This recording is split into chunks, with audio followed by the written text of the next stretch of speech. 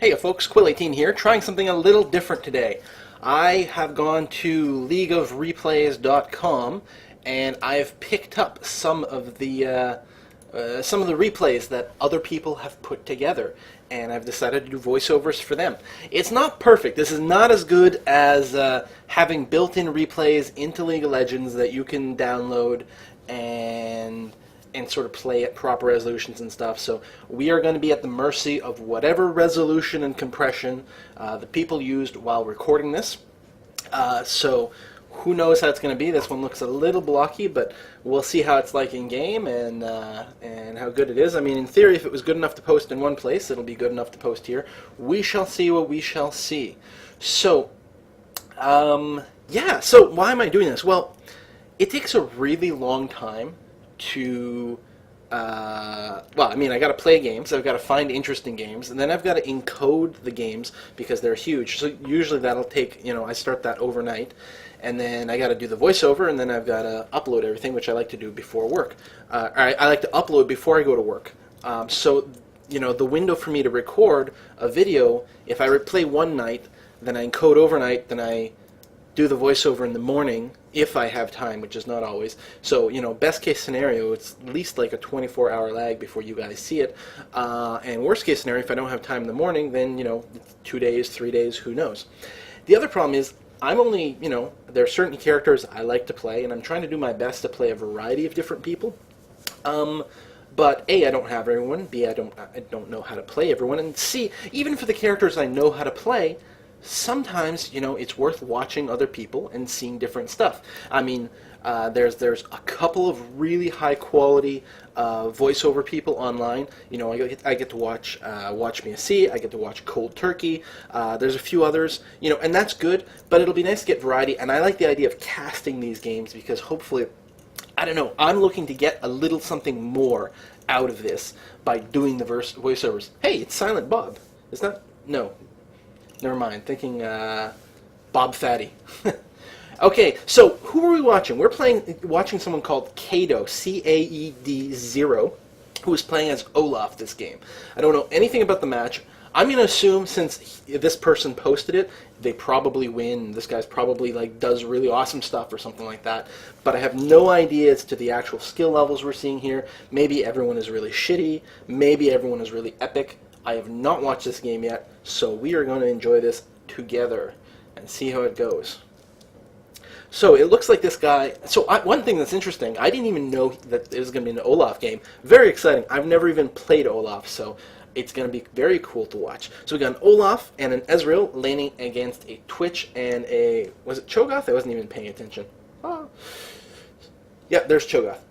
And they have a Jaina in the middle, they've got a Shaco jungling, and a Soraka at the bottom. Looks like a Zillion is on the enemy team in the middle, and I don't know who's at the bottom.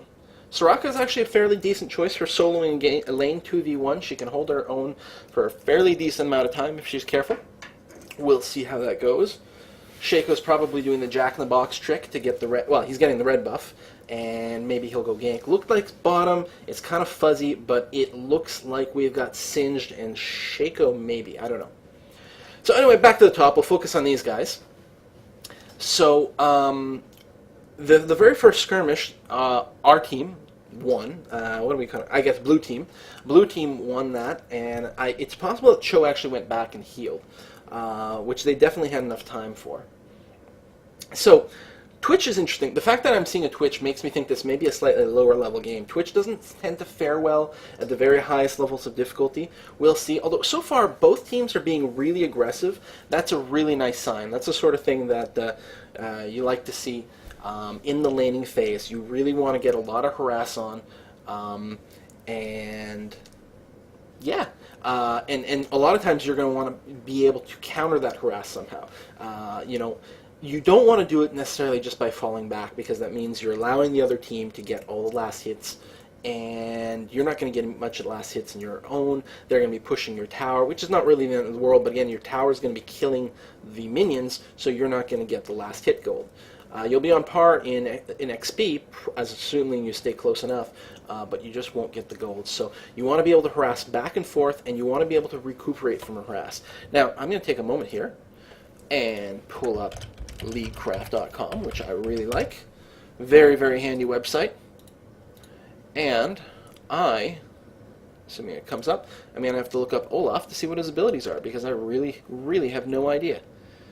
You know, people who comment, like, StarCraft games have it easy. There's only 3 sides and, like, a handful of units per side, and they don't have that many special abilities.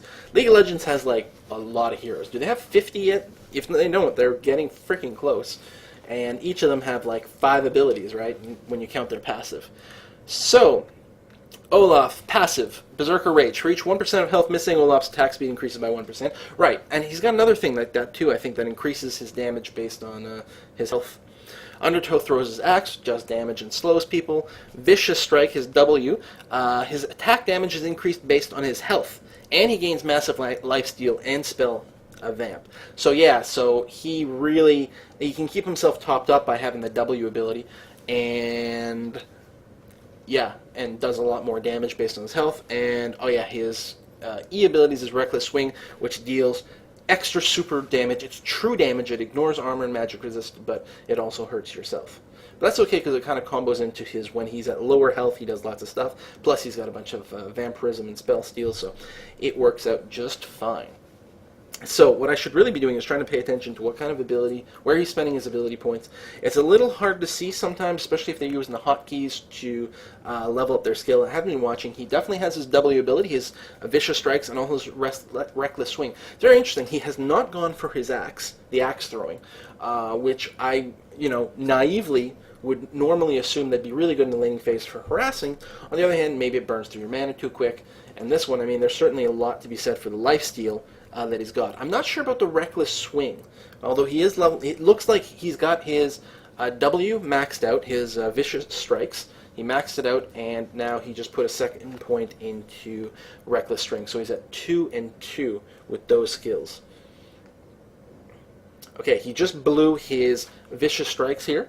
Whoa, that is a lot of damage, but they did get an exhaust down on Twitch, which is good.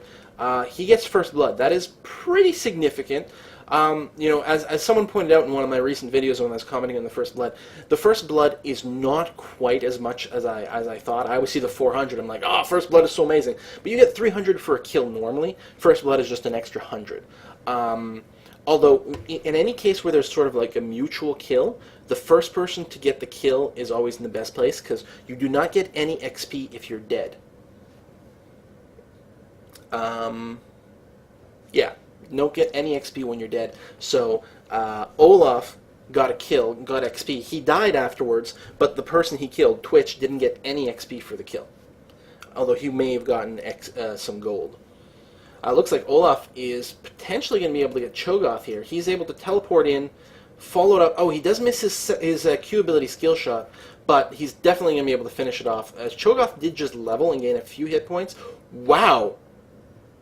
And did a ton of damage. And I wasn't watching what the levels were, but is it possible that Cho'Gath has hit level 6? It's very hard to read here, and so if he leveled to 6, picked up his feast, that would definitely explain the amount of damage that Ezreal just took. I think that was the only explanation. Oh, Twitch is back already. He just popped out of stealth there to poison Olaf. Twitch's poison is actually really quite nice. It's not like Teemo, where one hit just applies the poison and that's it. It actually stacks up to, I believe, 6 times. So Twitch is a little bit less of a hit and run, but if you can get off multiple attacks and stack the poison up, he can harass pretty well.